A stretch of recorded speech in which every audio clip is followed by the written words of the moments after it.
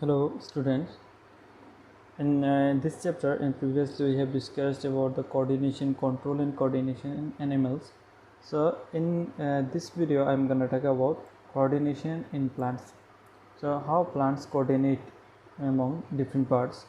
So if we think that some questions will definitely come in our mind, that do plants have brain for the coordination in different for different plants, different parts of the plant? Do they have brain? Do plants have nervous system to transfer the messages from one part to another? Or then how does coordination occur in plants? It's a big question. We know that plants don't have a brain, they don't have any nervous system and all. Then how does the coordination occur in plants? Means how plants coordinate and how plants move. So for this one we have two types of movements that occur in plants. So plants show two types of movements. These are growth independent movement, so which is movement which is not related to the growth of the plant. So one type of movement will be occur in the plants, and that movement will not be related to any kind of growth of the plant. So it will be just independent of movement. It should be movement independent. Yes, it's so that movement is independent of the growth, means there is no growth of the plant, only the plant will move. So that movement is independent of growth, and another one is growth dependent movement. So some movement will occur, that movements are related to growth of the plant. So about this growth dependent movement we will discuss in the later video, and here we will only discuss about this growth independent movement. So growth independent movement is what movement of plant or plant parts where growth is involved. Growth is not involved. In this type of movements there is not growth, there will be no growth of the plant. Without the involvement of any growth, the plant will show some kind of movements.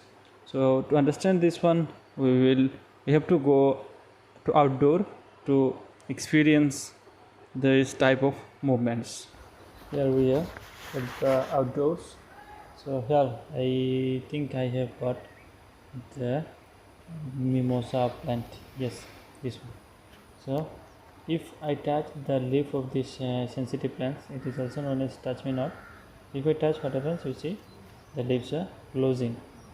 Yes, here also you can see, if I touch with my finger, the leaves are closing. So with my fingers I experienced this one. Now I am doing with this stick.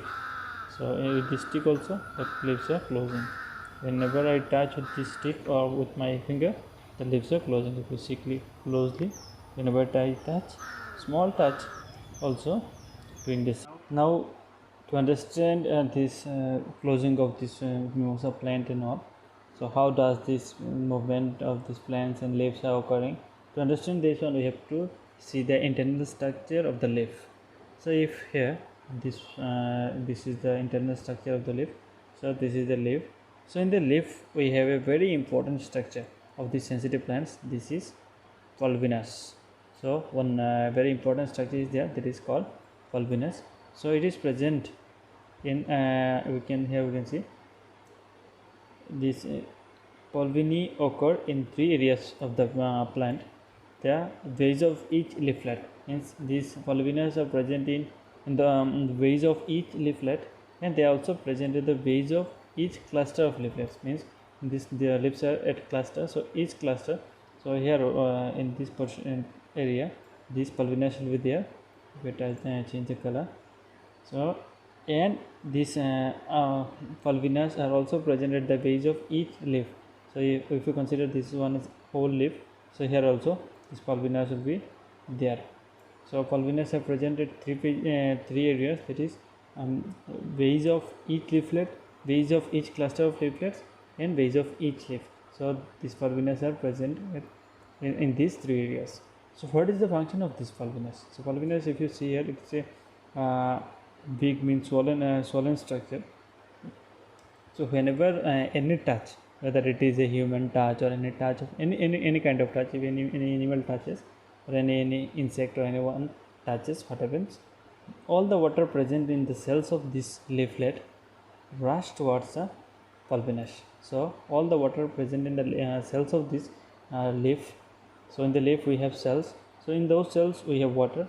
So whenever anyone touches or any kind of disturbance occur, all the water present in the cells will rush towards the pulvinus, and all the water will be here, and that one will create some water pressure in the pulvinus, and we see here the leaves are closing. So whenever any kind of touch occurs, there will be a decreasing turgor pressure. So that turgor pressure will ultimately close the leaf. So it is a defensive mechanism. It's a defense mechanism of this type of plants. They want to defend themselves by closing these leaves. So it occurs in only sensitive plants, and this is all about the this movement independent means in growth independent movement. So this type of movement occurs. There is no involvement of any kind of growth. It occurs in response to any kind of external stimulus. So up to this much I hope clear. If you have any confusion, anything, you can ask me. And thank you for watching the video with so much of patience.